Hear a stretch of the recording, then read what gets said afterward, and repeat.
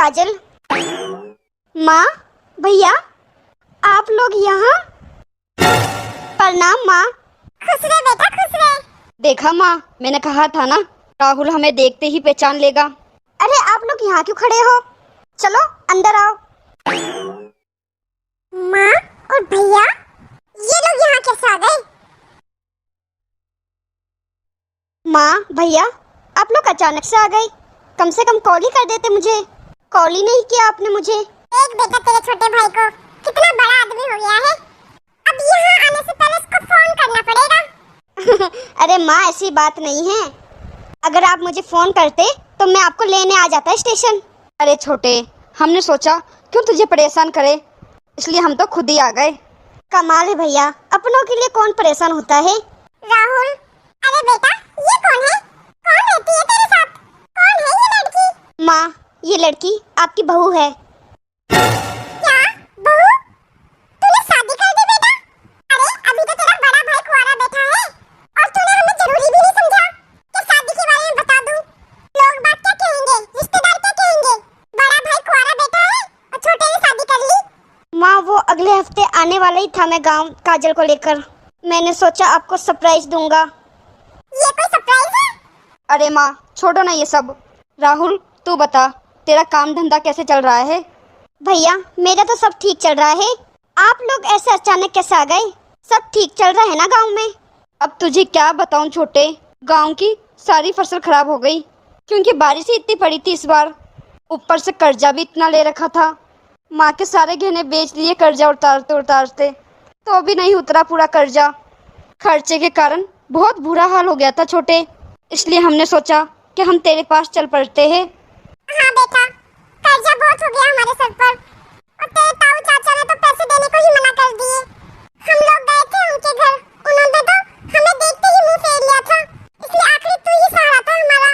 इसलिए हम दोनों माँ बेटे यहाँ चले आए तेरे पास बेटा। माँ, आप चिंता क्यों कर रही हो? अभी आपका बेटा यहाँ बैठा है। आपका जो मन करे, जितना मन करे उतने दिन यहाँ रहो। मैं तो कहता हूँ अब तुम दोनों यहीं रहो, जरूरत नहीं है गांव जाने की। आप दोनों को यहाँ किसी भी चीज की कमी नहीं होगी मेरे होते हुए।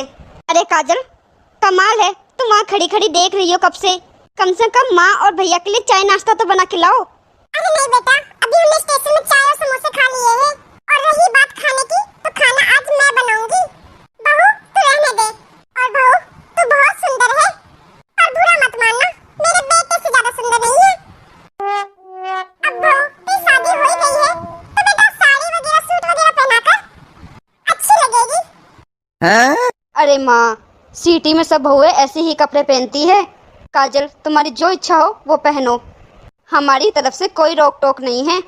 हाँ माँ, आज आप खाना बनाओ, आपके हाथ का खाए हुए बहुत समय हो गया है। हाँ बेटा, आज मैं बनाऊंगी खाना। बेटा, एक तेरा ही सहारा था जो हम यहाँ चले आए, वरना गांव में तो हमारा सब कुछ बर्बाद हो गया है। कोई बात नहीं माँ, अब यहाँ रहो जितना दिल चाहे। माँ, सामने एक रूम खाली है, आप दोनों वहाँ जाके आराम कर लो। थक गए होंगे सफर में। आप लोगों को किसी भी चीज की जरूरत हो तो मुझे बोल देना, अगर मैं ना हूँ तो काजल को बोल देना। ठीक है बेटा। देख बेटा, कितना बड़ा कमरा है इसका। हाँ माँ, इतना बड़ा तो गांव में घर भी नहीं होगा जितना बड़ा कमरा है। अलमारी भी देख कितनी बड़ी है, कितनी सुंदर है। हाँ माँ, राहुल के तो मजे हो गए हैं। टीवी भी कितनी बड़ी है, चालू करके देखता हूँ। ये चल क्यों नहीं रही? छोड़ना टीवी बेटा, थोड़ी देर आराम कर लेते हैं। ठीक है माँ। राहुल, क्या हुआ काजल? तुम्हें नहीं पता क्या हो रहा है? क्यों बुलाया इन गवारों को तुमने यहाँ पर? धर्मशाला खोल रखा है, तुम गवारों को यहाँ बुला दिया। काजल, अपनी लिमिट में रहो। मेरे माँ और भाई है वो, और तुम्हारी सास और जेठ है, और तुम उनको गवार बोल रही हो। गवार लोगों को गवार बोलना पाप है क्या? वो लोग गांव के गवार है तो गवार ही बोलूंगी ना। तुम्हारी माँ और भैया को बिल्कुल भी तमीज नहीं है और ना ही अक्ल है। तुम्हें पता है क्या कर रहे थे अभी वो लोग? हमारे गेस्ट रूम को पूरा खराब कर रहे थे, वॉल को छू छू के देख रहे थे जैसे कि जिंदगी में कभी घर ही नहीं देखा। और तुम्हारे भैया ऐसे की रिमोट से टीवी चालू कर रहे थे। बिल्कुल भी दिमाग नहीं है क्या उनके अंदर?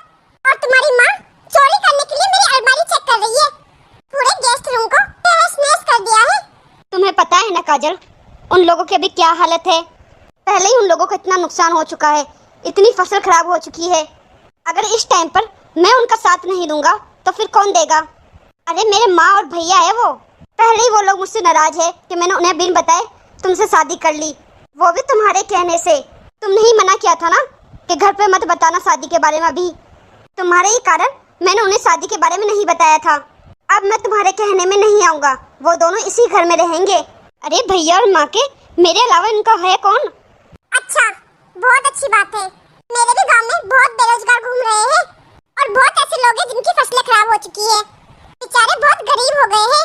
तो एक काम करती हूँ राहुल, मैं उन सब लोगों को यहाँ बुला लेती हूँ। सब यहाँ साथ में रहेंगे खुशी खुशी। कहाँ दिक्कत है, घर तो धर्मशाला बन ही चुका है। ये क्या तुम फालतू की बातें करी जा रही हो? तुम्हें कुछ पता भी चल रहा है तुम क्या बोल रही हो?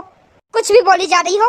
और काजल, एक बात ध्यान रख लो, ये घर सिर्फ मेरा ही नहीं, मेरे भाई और माँ का भी है। ये हम सबका घर है, जो मन करे करने दो उनको। तुम्हें कहाँ दिक्कत आ रही है? वो लोग कहीं नहीं जाएंगे, इसी घर में रहेंगे, मेरे साथ यहीं रहेंगे। अगर वो दोनों गवार यहाँ रहेंगे तो मैं इस घर में एक मिनट नहीं रहूंगी। अभी आधा घंटा ही हुआ है उन लोगों के साथ रहते रहते, मेरा तो दम घुटने लग गया है। पता नहीं कैसी कैसी हरकतें कर रहे हैं। मुझे तो लगता है मैं कुछ दिन और रह गई ना गवारों के साथ तो मैं भी गवार बन जाऊंगी। काजल! राहुल, ये क्या कर रहा है तू? बहू को थप्पड़ मार रहा है? क्या तुझे यही शिक्षा दी है मैंने? बहू घर की लक्ष्मी होती है और लक्ष्मी के ऊपर तू हाथ उठा रहा है। मैंने तुझे ये शिक्षा तो कभी नहीं दी, ये संस्कार तो नहीं दिए थे तुझे। हाँ राहुल, माँ बिल्कुल ठीक कह रही है। काजल घर की बहू है और बहू के ऊपर हाथ नहीं उठाते। अरे माँ, ये आप लोगों को गवार बोल रही है। हाँ तो बेटा, इसमें इसकी क्या गलती है? हम लोग तो गांव से आए हैं, हमें तो सब गवार ही बोलेंगे। और शहर की ये चकाचक हमें कुछ अजीब सी ही लग रही है, इसलिए हम ऐसे ही देख रहे थे घर को। बहू की कोई गलती नहीं है बेटा, बहू ने पूरे घर को चमका के रखा है। हम आपके गंदा करेंगे तो उसको गुस्सा आएगा ही। और बेटा, बहू की कोई गलती नहीं है, वो शहर की है, तो हम लोग तो उसे अजीब लगेंगे ही। हाँ राहुल, हमने ऐसा घर कभी देखा नहीं है ना, तो शायद बहू को हमारा ऐसा घर को छूना अजीब लगा होगा। उसके लिए काजल, मैं तुमसे माफ़ी मांगता हूँ। हाँ बहू, मुझे भी माफ कर देना, मैंने तुम्हारी अलमारी बिना बताए खोली।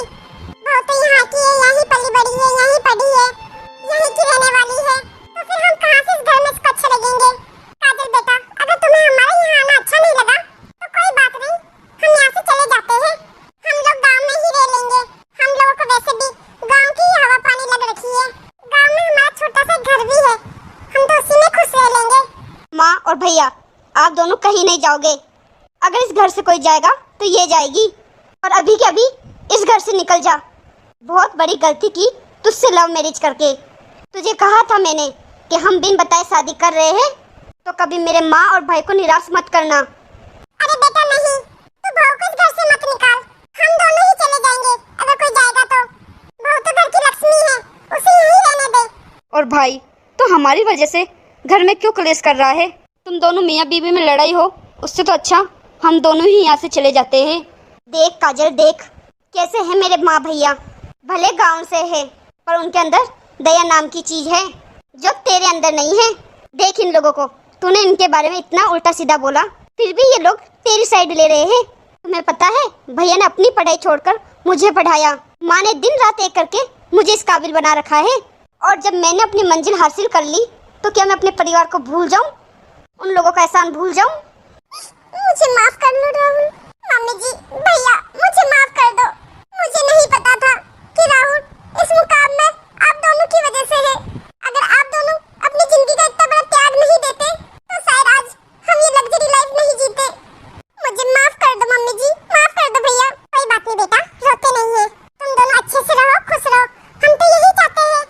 हम दोनों नहीं मम्मी जी, अब हम चारों अच्छे से और खुशी से रहेंगे इस घर में। क्यों राहुल? हाँ, ये हुई ना मेरी पत्नी वाली बात।